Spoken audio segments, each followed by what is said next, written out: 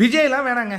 நாங்கள் அவர்கிட்ட போய் எதுக்குங்க பேச்சுவார்த்தையெல்லாம் நடத்திட்டு இருக்கோம். நீங்கள் சும்மா கிளப்பி விட்டுட்டு இருந்தீங்கன்னா அதுக்கெல்லாம் பதில் சொல்லிட்டு இருக்க முடியுமா அப்படின்னு எடப்பாடி நச்சுன்னு அடிச்சிட்டாருங்க. அப்போ இதுக்கப்புறம் ஃப்யூச்சரில் நீங்கள் பேசுவீங்களா? இல்லை உங்கள் கற்பனைக்கெல்லாம் இங்கே பதில் சொல்லிட்டு இருக்க முடியாது. விஜயுடன் நாங்கள் கூட்டணி பேசலை, பேச போகிறதும் இல்லை, வேற என்ன அப்படின்னு நச்சுன்னு அடிச்சிட்டாருங்க. அதாவது நான் கூட நினச்சிக்கிட்டு இருந்தேன் ஏதோ இந்த பாஜகவோட கூட்டணி அப்படின்லாம் தகவல் வருதுன்னு பார்த்தா அதையும் கிளப்பி விட்டுக்கிட்டது இவனுங்க தான் போல இருக்கு, விஜய் கட்சி தான் போல இருக்கு. ஏன்னா அவங்களுக்கு என்னென்னா இப்போ எல்லாருமே கூட்டணியோடு நிற்கிறாங்க இல்லையா? விஜய் வந்து கூட்டணியோடு நிற்க ஆசைப்படுகிறார். ஆனால் அவர் யாருமே ஆட்டத்தில் சேர்த்துக்க மாட்டாங்க. ஏன்னு பார்த்தீங்கன்னா அவர் ஒரு உப்புக்கு சப்பானியாக பார்க்குறாங்க அப்படிங்கிறது தெளிவாக தெரிஞ்சிடுச்சு இல்லையா? அதனால் விஜயை யாருமே கூட்டணியில் சேர்த்துக்கல. இப்போ எடப்பாடி நேரடியாகவே அறிவிக்கிறாரு, நேரடியாகவே பேட்டி கொடுக்குறாரு.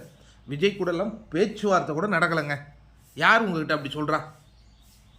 அப்படிங்கும்போதே அதில் தெரியுது இல்லையா எடப்பாடிக்கு விருப்பம் இல்லை. நான் கூட நினச்சேன் இந்த ஏதோ பவன் கல்யாணம் வச்சு பேச வைக்கிறாங்க அப்படி இப்படின்னு சொல்லிட்டு. பவன் கல்யாணுக்கும் தமிழ்நாட்டுக்கும் முதல் என்ன சம்மந்தம்? அதுவே ஒன்றும் கிடையாது. அவர் வந்து முதல்ல துணை முதலமைச்சர் ஆகிட்டாராம். அதே மாதிரி நீங்கள் ஆயிடுங்க விஜய் அப்படி. இதெல்லாம் வந்து ஸ்கிரிப்ட் தான், எவன் கிளப்பி விட்றான்னு நமக்கு தெரியல. பட் அப்படி ஏதாவது கூட்டணி அமைஞ்சு ஒரு 4-5 தொகுதி ஜெயிச்சுருவாங்களோன்னு பார்த்தேன். இப்போ தான் சரியான ஒரு முடிவு.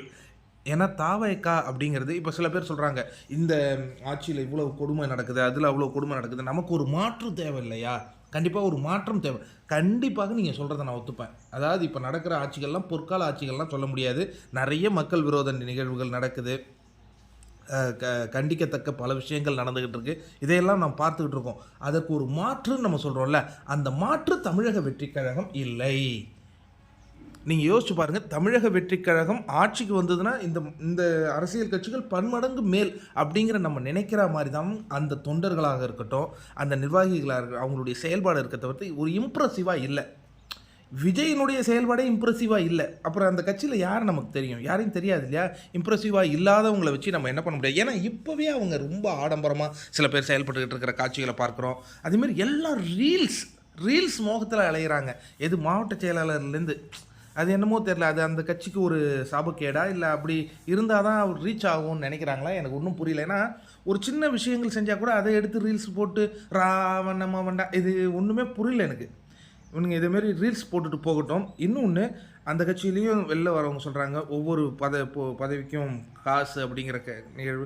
அதனால் இது வந்து ஒரு மாற்று கட்சி கிடையாது, மாற்று சித்தாந்தம் கிடையாது, இவங்க நல்லது செய்வாங்கங்கிற நம்பிக்கை யாருக்கும் இல்லை அப்படிங்கிறது எடப்பாடிக்கு நல்லாவே புரிஞ்சிருக்கு.